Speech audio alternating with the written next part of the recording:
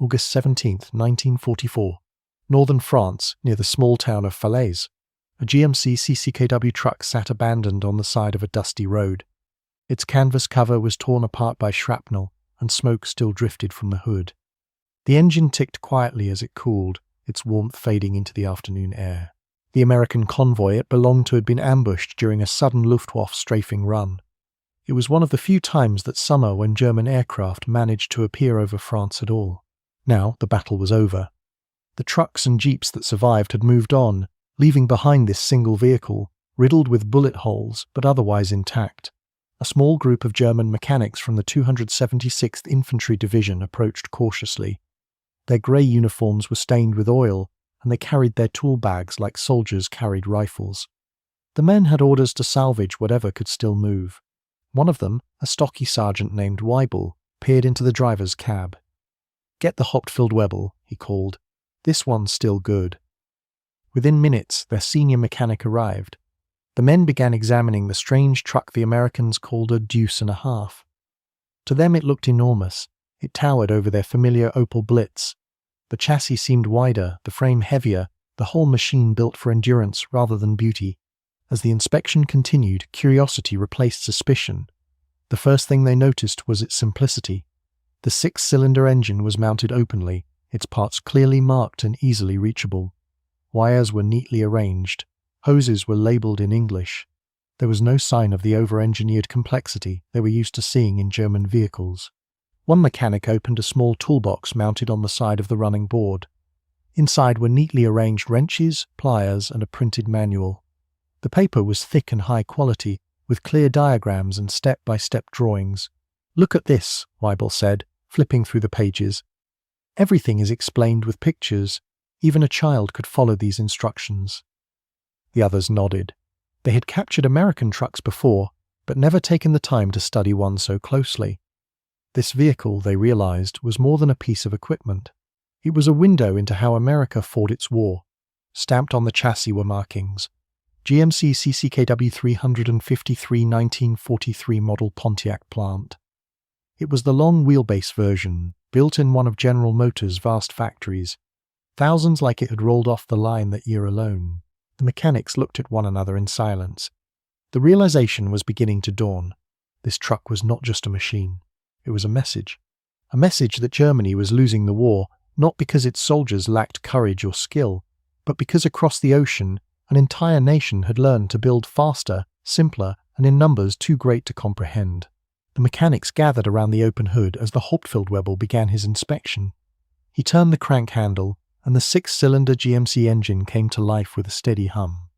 There was no smoke, no rough idle, just the sound of smooth, reliable power. He checked the engine plate.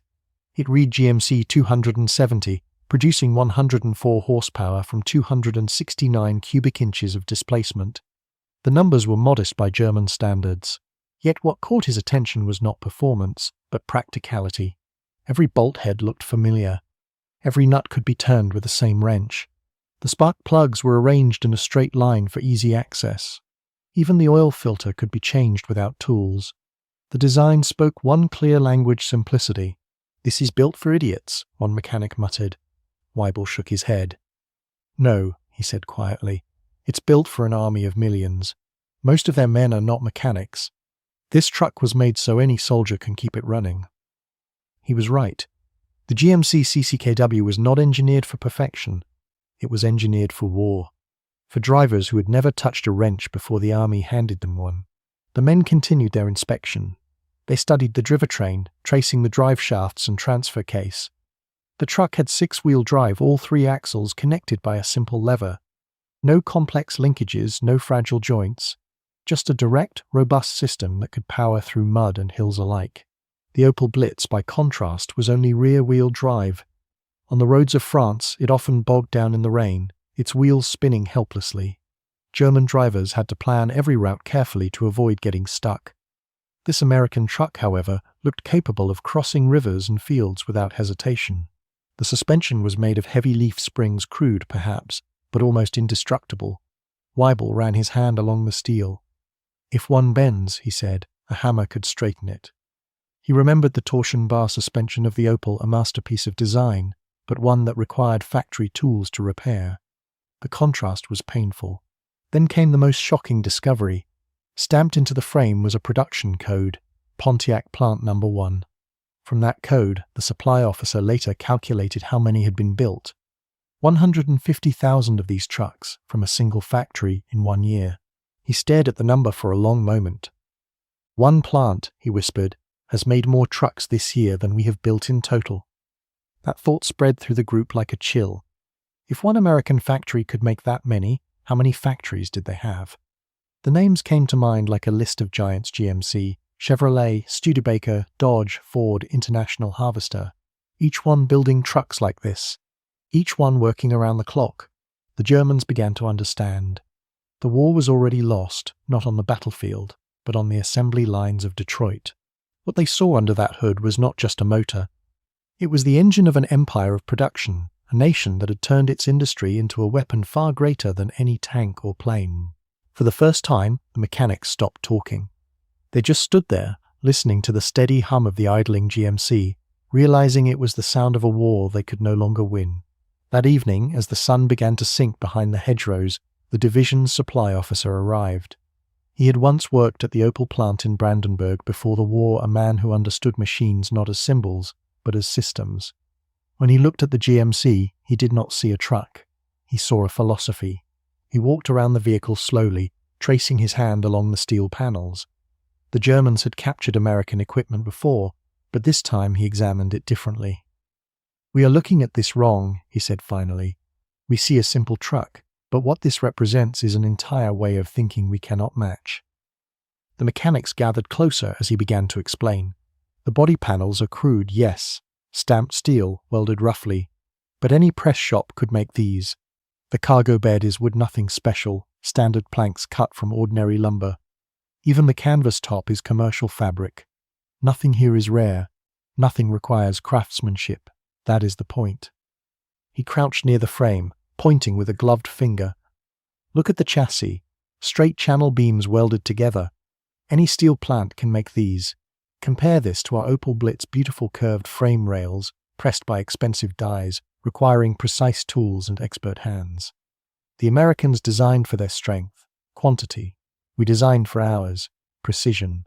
And in a long war, their strength wins." The officers and mechanics listened in silence. Around them, the countryside was quiet except for distant artillery. The officer continued, his tone darkening. "In 1943, our factories built about 27,000 Opel Blitz trucks. The Americans probably built 20 times that number of these GMCs in the same year, and this is just one model from one manufacturer."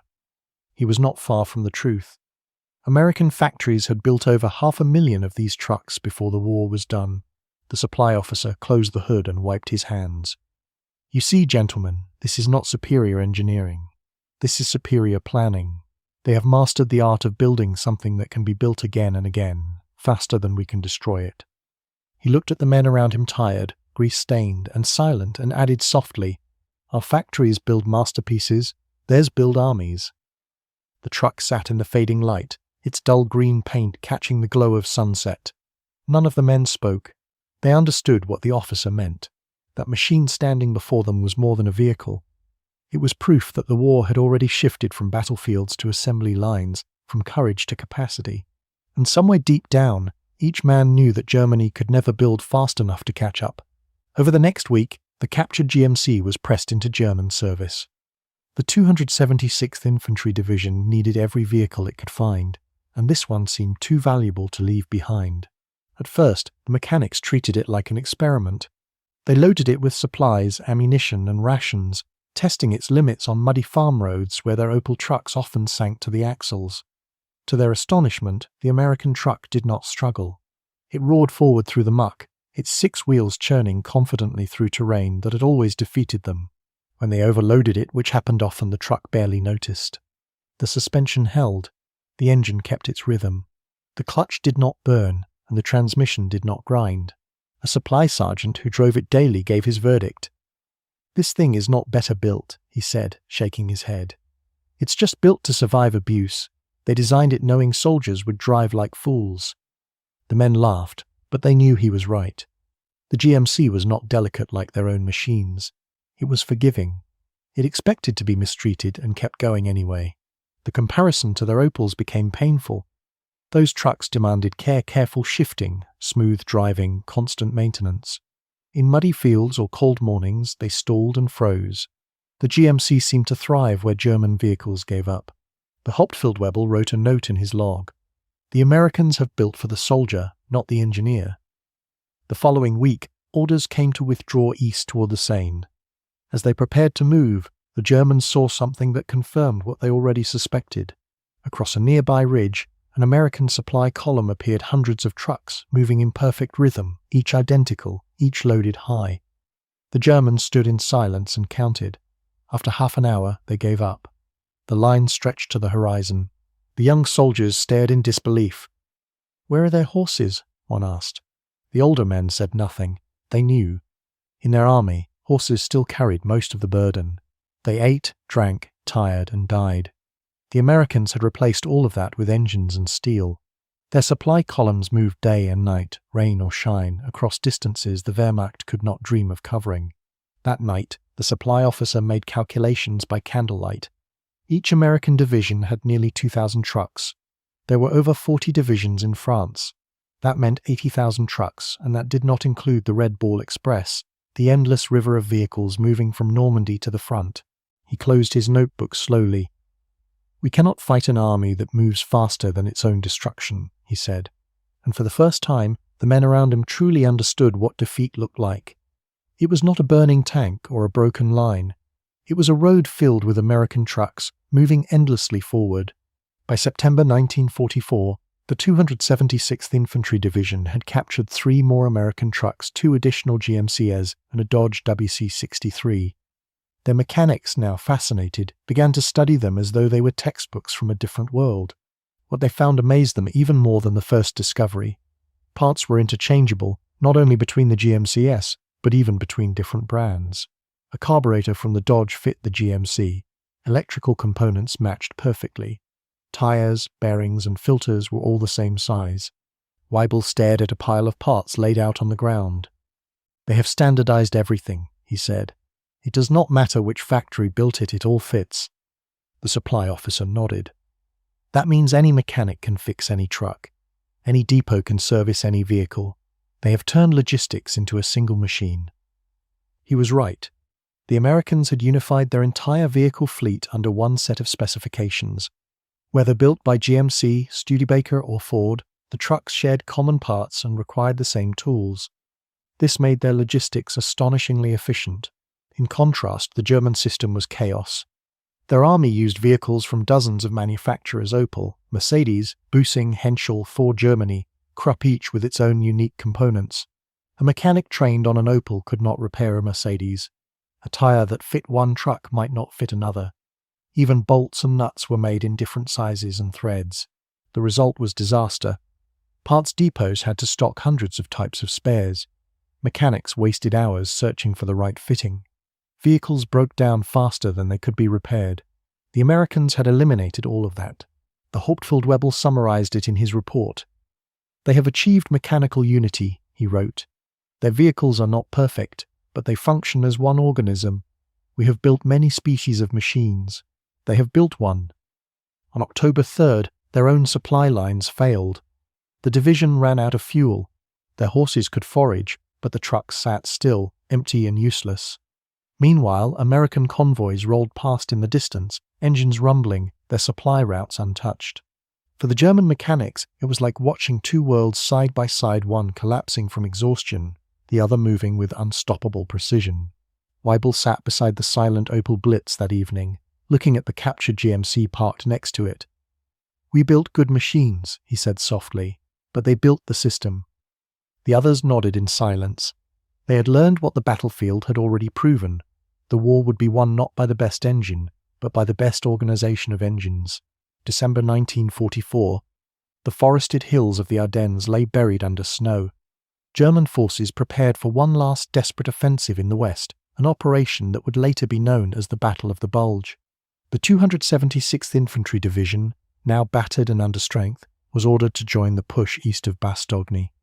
Among its vehicles were a handful of captured American trucks, still running reliably while many of their own had broken down. Fuel was the greatest obstacle. Germany no longer had the oil reserves to sustain a major campaign. The plan was simple but desperate: capture Allied fuel depots and use American gasoline to keep the advance moving. Orders even encouraged using captured Allied vehicles whenever possible. It was a bitter irony. The Reich that once prided itself on mechanical superiority was now forced to depend on the very machines it had mocked. In the early days of the offensive, the captured GMCs performed flawlessly. They carried supplies, ammunition, and wounded soldiers across roads glazed with ice. The German drivers marveled at their dependability. The engines started even in the freezing cold. The transmissions never jammed. The brakes, though worn, remained firm. But as the offensive advanced, fuel shortages strangled progress. Panzer divisions stalled when their supply convoys failed to arrive. Some abandoned their tanks in the snow. Infantrymen hitched captured trucks to teams of horses in a futile attempt to move them. The GMCs that still ran became lifelines, their tanks refilled with fuel siphoned from wrecked vehicles. But even they could not outrun the collapse. By January, the offensive had failed. The roads that once carried dreams of a final victory were now littered with burned trucks and frozen soldiers. The 276 retreated eastward again, their remaining vehicles few and fragile. As they withdrew, the men saw the same sight they had seen months earlier: American convoys. But now those convoys were larger, faster, and endless. The Red Ball Express had ended, yet the momentum it created lived on. From Antwerp, Brussels, and Cherbourg, American supply columns streamed toward the front, bringing fuel, ammunition, food, and replacement parts in an unbroken flow. The contrast was overwhelming. The Wehrmacht's scattered remnants limped on with horses and handcarts. The American army moved like a living machine, each part feeding the next, every truck a cell in a vast industrial body. One mechanic whispered what they were all thinking: "They are not fighting the same war as we are." He was right. Germany's war had been one of skill and improvisation. America's war was one of scale and organization. One was heroic but doomed. The other was methodical and unstoppable. By March 1945, as the Rhine was crossed and the Reich crumbled, the men of the 276th watched American logistics operate with a precision they could only admire. They no longer saw soldiers and vehicles, they saw an industrial force, a nation moving on wheels. The machines stood silent, empty of fuel. Theirs were designed for brilliance. The enemy's were designed for forever. April 1945. The war was over for the 276th Infantry Division. They surrendered near Koblenz after weeks of retreat and hunger. Their remaining vehicles were gone. The last Opel Blitz had broken down days earlier, while the captured GMCs still ran until the very end. As prisoners, the mechanics were transported to a processing camp. Ironically, their journey there was made in American GMC trucks. The same engines that had once carried the Allied advance now carried their defeated enemies. The ride was smooth and steady, even on roads shattered by shellfire. At the camp, American soldiers sorted the prisoners with brisk efficiency. There was no shouting, no chaos, only procedure. One German mechanic was approached by a friendly American sergeant. "You worked on trucks?" the sergeant asked. "Yes," the German replied. "GMC and Opel both." The sergeant smiled. "Good. We could use more hands in the motor pool. These beasts never stop running, and they always need oil." In the weeks that followed, the German mechanics worked alongside their American counterparts. Together they repaired engines, changed tires, and replaced parts. The Germans watched in awe at the abundance of tools, the neat organization of spares, and the clear manuals that guided every repair. One day, while overhauling a GMC engine, the American sergeant spoke as he tightened a bolt. "We design everything for speed," he said. "You see this engine? 2 men can rebuild it in 8 hours with field tools. You could do it on the side of a road." The German mechanic nodded slowly. "An Opel engine needs factory conditions," he admitted. "It is more precise, but also more fragile." The sergeant grinned. "Yeah, well, we figured in war, you don't get factories. You get mud." The German said nothing more, but the truth was clear. America had not built the perfect machine, they had built the practical one. And that difference had won them the war. When the prisoners were finally released months later, the German mechanics returned to a country in ruins. Cities were flattened, factories destroyed, railways twisted like wire. Yet everywhere they looked, they saw American trucks hauling food, building materials, equipment for reconstruction. Weibel, now just a civilian, found work at a depot in Frankfurt repairing Allied vehicles for the Marshall Plan. Training young men, he would often pause beside the rows of GMCs and reflect on what they represented. Before the war, he would tell them, we believed perfection would bring victory. We built beautiful machines, but the Americans built machines that any man could drive, fix, and replace. They built for reality, not pride. The lesson spread beyond the workshops. When Germany's auto industry was reborn, the old mechanics carried those lessons with them. Mercedes, Volkswagen, and BMW began designing vehicles that balanced precision with production efficiency. They merged German engineering with American manufacturing philosophy. A few decades later, one trade journal published a photo of a restored GMC CCKW parked beside a restored Opel Blitz. The caption said everything. The American truck won the war through mass production and simplicity. The German truck lost it through excellence in isolation. The photograph became a quiet memorial not to glory, but to understanding. Those who had once examined at first GMC on a French roadside had unknowingly witnessed the future. They realized that industrial strength could be more decisive than military genius. That quantity, when intelligently applied, could become a new form of quality. Years later, when the same men walked through rebuilt factories in Stuttgart or Munich, they saw assembly lines humming with rhythm and precision German hands, now guided by the very philosophy they had learned through defeat. And whenever an old GMC passed by, still working, still running after decades, they could not help but smile. It was not just a truck anymore, it was a teacher. It had taught them that perfection is fragile, but simplicity endures. That victory in the modern age belongs not to the most elegant design, but to the most adaptable system. And that even in loss, there is wisdom if one has the humility to learn from it. The spring of 1945 faded into summer, and the world that had been built for war began to transform into a world ready for peace. The guns were silent, but the sound of engines still filled the air, not the roar of bombers or tanks, but the steady hum of trucks carrying food, medicine, and rebuilding materials across the broken continent. Among those engines, none was more common or more symbolic than the GMC CCKW. The Americans called it the Deuce and a half. To the Germans, it had become something else entirely: the sound of defeat, the rhythm of reconstruction, and the most practical lesson ever taught by a machine. Across Europe, the grey-green trucks rolled endlessly. They climbed mountain passes in Italy, crossed bridges of twisted steel in France, and rumbled through the ruined streets of Cologne and Hamburg. On every road, they carried the same simple message that the power of a nation lay not in its heroes, but in its factories. The men who had once studied the captured GMCs as prisoners now worked to repair them under new masters. Many wore no uniforms anymore, only oil-stained shirts and heavy gloves. They spoke little, but they watched everything. They observed how American mechanics approached work methodical, confident, guided by manuals instead of memory. They saw that even the youngest soldiers, with barely a year of service, could perform complex repairs that in Germany had required master craftsmen.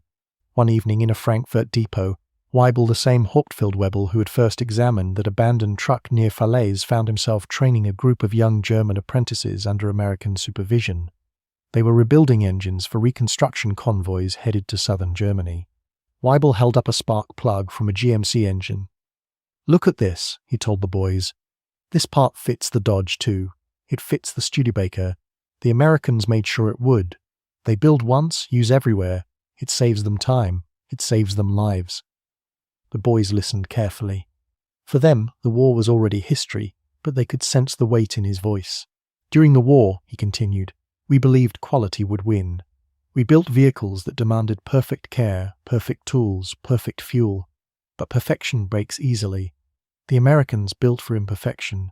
They built for dust, mud, rain, and stupidity, and they won because of it." He smiled faintly. "We used to say their machines were crude. Now we call them immortal."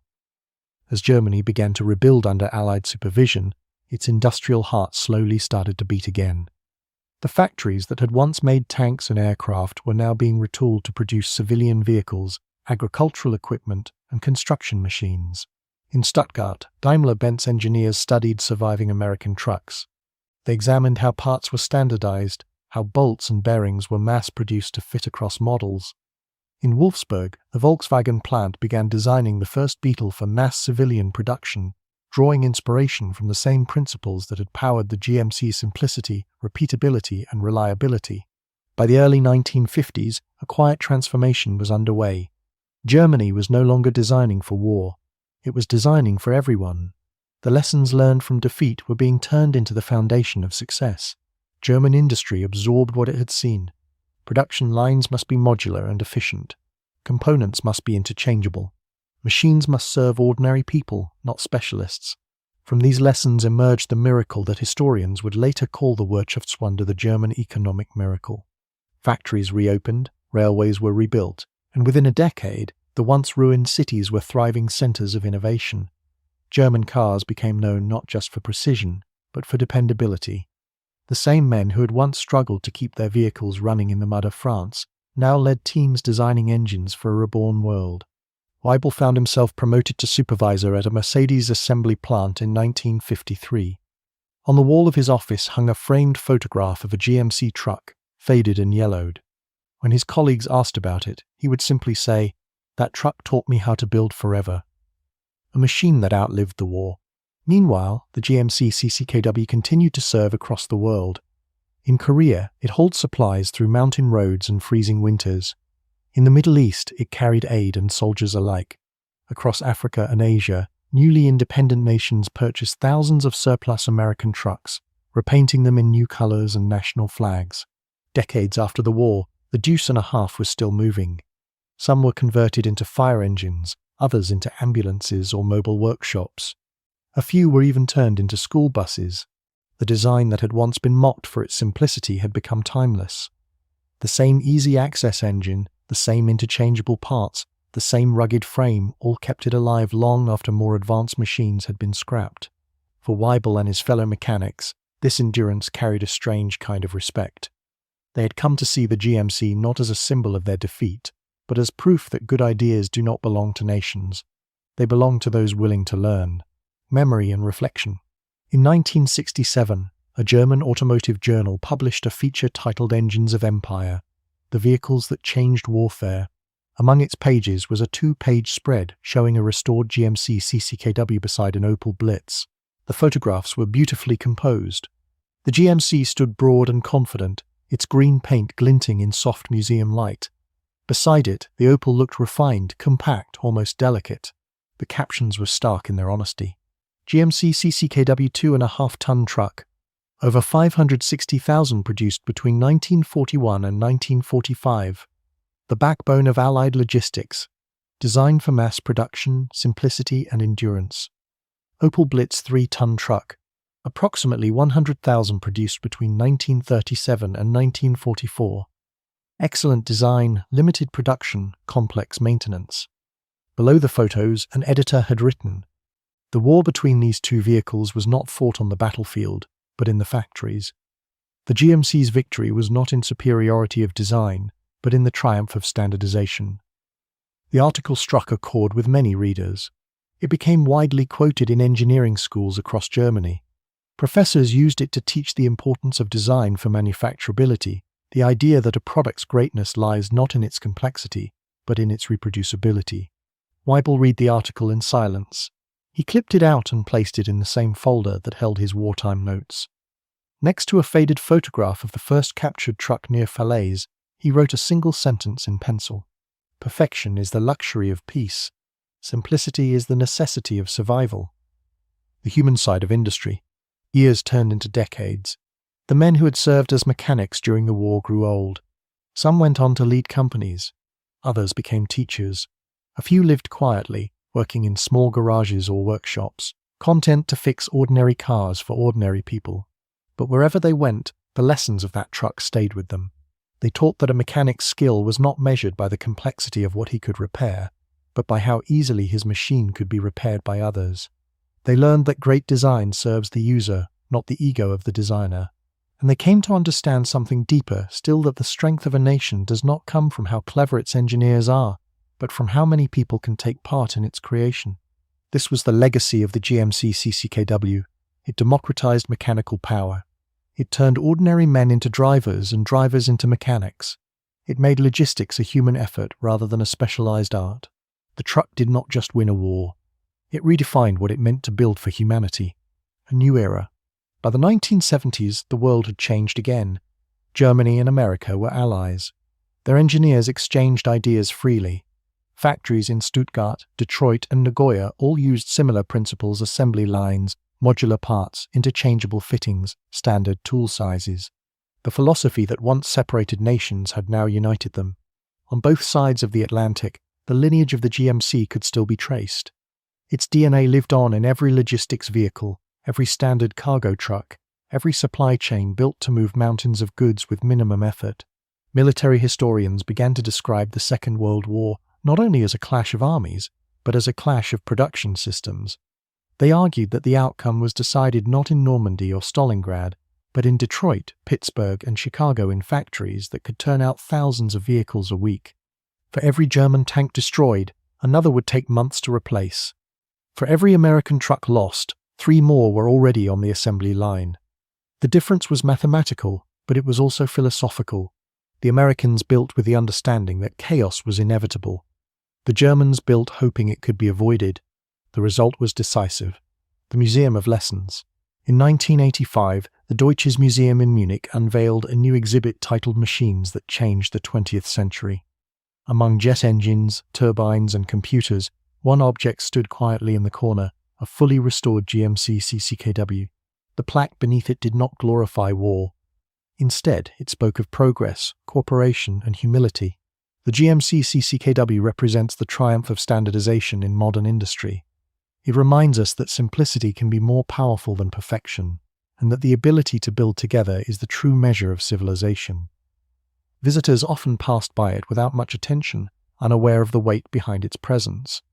But for the few surviving mechanics who attended the opening, it was a moment of quiet reconciliation. Weibel, now in his 80s, stood beside the truck with his hands folded behind his back. He leaned close to the cab, running his fingers along the cold metal. He could still smell the faint trace of oil, paint, and steel. "This," he whispered to himself, "is what we never understood." The journalist who accompanied him asked softly, "Do you think it was the better machine?" Weibel smiled. "Not better, just wiser." A machine becomes a metaphor. Today, historians often describe the GMC CCKW as the unsung hero of the Allied victory. But to those who lived through its lesson, it was much more than that.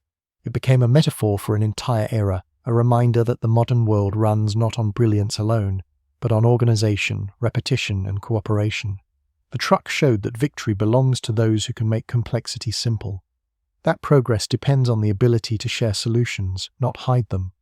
That strength is measured not in how much you can create, but in how easily others can continue what you started. It embodied the principle that the best machine is not the one that lasts the longest, but the one that keeps the most people moving. In that sense, the GMC CCKW was not just a product of American industry. It was a triumph of human pragmatism, a physical expression of the idea that function and efficiency can serve freedom just as powerfully as courage and sacrifice. Full circle. In 1995, on the 50th anniversary of the war's end, a convoy of restored Allied vehicles drove through the streets of Paris. Among them was a single GMC CCKW, freshly painted olive green, its tires still marked with dust from the road. Crowds lined the Champs-Élysées to watch it roll past. The old veterans saluted. Some smiled. Others cried. At the back of the crowd stood a small group of elderly German men, former mechanics, who had once served with the 276th Division. They had come quietly, without fanfare. When the truck passed by, they nodded to one another. "It still runs," one of them said softly. "Yes," another replied. "It always did." And for a long moment, they stood in silence, not as enemies, not even as witnesses to history, but as men who had learned the same truth from different sides of the same machine. Final reflection. 80 years later, the GMC CCKW still survives in museums, collections, and remote farms where it continues to haul, tow, and carry as faithfully as ever. Rusted in some places, lovingly restored in others, it remains a living relic of an age when the world learned how to build on an industrial scale. But beyond its mechanical legacy, it endures as a teacher. It reminds us that greatness often lies not in innovation, but in understanding what the world truly needs. It teaches that genius can fail if it cannot be multiplied, and it proves that strength built on cooperation lasts longer than strength built on pride. The truck that once carried the tools of war became the symbol of rebuilding, of shared progress, of human adaptability. It was, and still is, a simple machine, 6 wheels, 1 engine, 1 purpose. But its message is eternal. In the story of the 20th century, it stands as proof that victory belongs not to the loudest or the most brilliant, but to those who can build, rebuild, and keep moving forward. For the men who once stood on that French roadside in 1944, examining a warm engine under a torn canvas, it had started as a curiosity, just another piece of enemy equipment. But by the time their lives had come full circle, they understood. The GMC CCKW had not just transported armies. It had transported an idea that reshaped nations, rebuilt industries, and reminded humanity that sometimes the most powerful weapons are the ones that carry, not the ones that destroy.